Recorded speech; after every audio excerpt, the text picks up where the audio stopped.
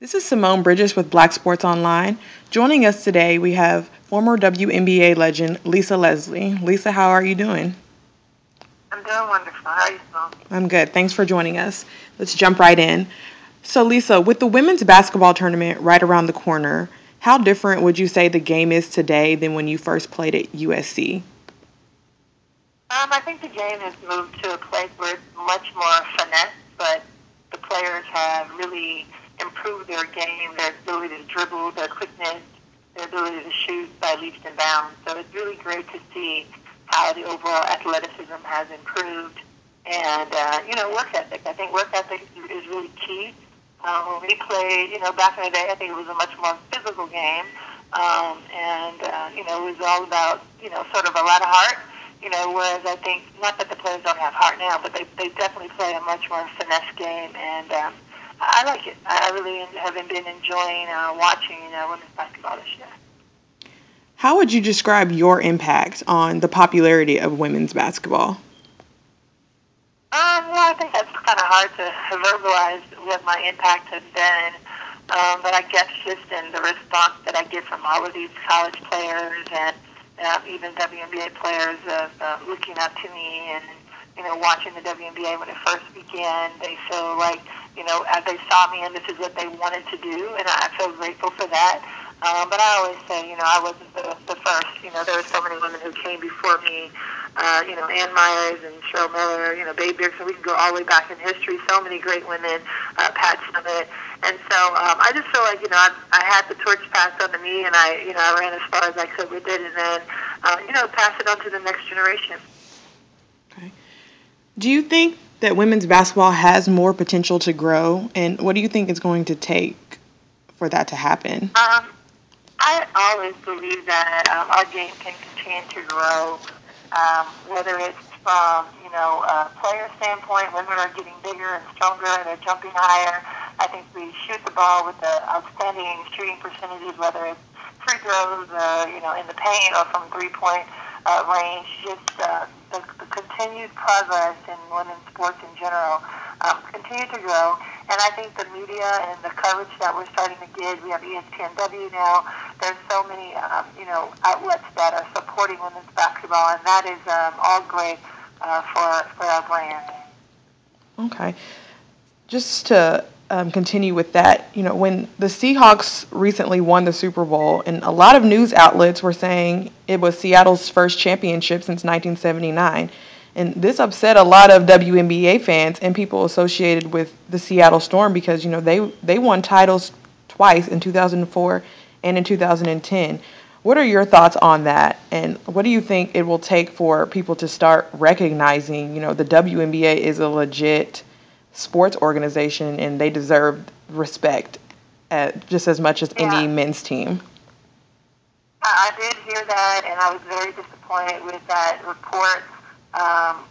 I hope that they issue a public apology because it is unfair that, as women we're always fighting for our space and our place, and it's not our fault that we were born girls. We just want to, we want to play too, and it's really unfortunate that that was broadcasted and said because the Storm are such a strong team and they fought so hard for those championships and just great basketball all around, and I'm happy that they have such great fan support there in Seattle. One of the, some of the best fans that I can honestly say that I've played against, hearing them cheering, and so that was really unfortunate that was said because they definitely won championships in Seattle.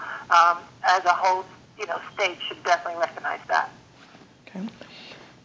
So with the Final Four quickly approaching, do you have any favorites? Do you have any team? Who do you think is going to make it to the Final Four this year?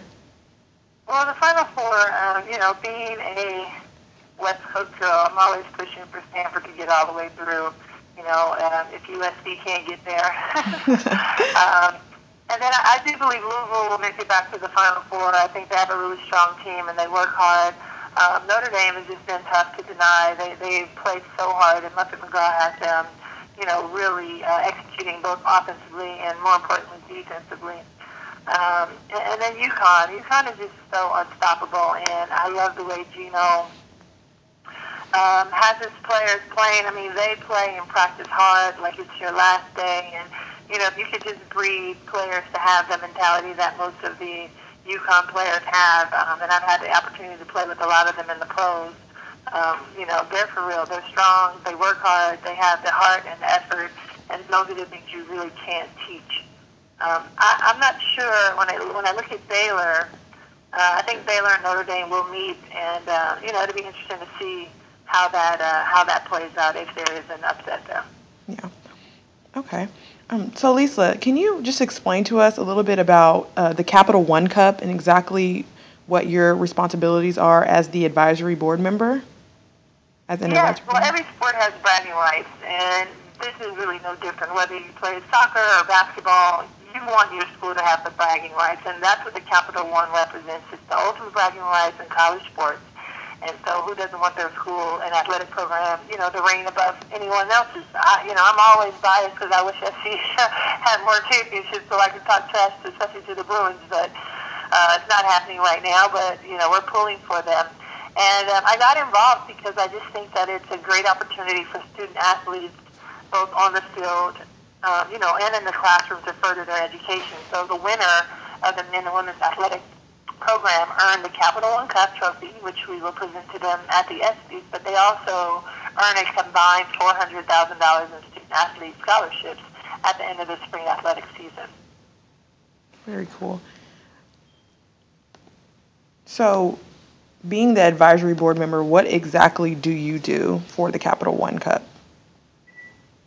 I help promote it. I will be at the women's final for this year. I've been in the last 3 or 4 years, I believe, on behalf of Capital One. I'm usually in Tarrytown, and I do a speech where I, talk to usually all the people that come out and just really participate, whether it's kids or ex-players and college players and adults alike, and just give them sort of a talk. So this year I'll be talking about choice and how important it is to make the right choices, and that we all have choices. Beyond that, I do interviews and I participate in making sure that people are aware of the existence of the Capital One Cup.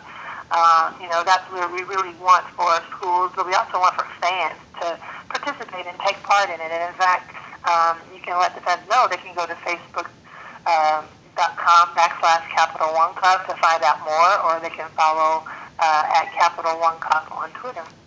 Very cool. One last question. Do you, besides going to the Final Four, are there any other matchups that you are looking forward to in the upcoming national tournament? Oh, yeah, let's see. I saw a few games that I thought would be really good.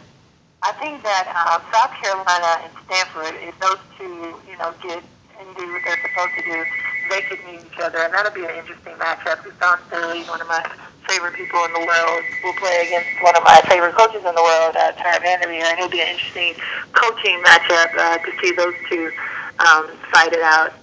I also like Texas. Imani Stafford plays for Texas, and that's one of my little mentees, and I'm keeping an eye on her, but they'll possibly face Maryland, and that could be a tough matchup.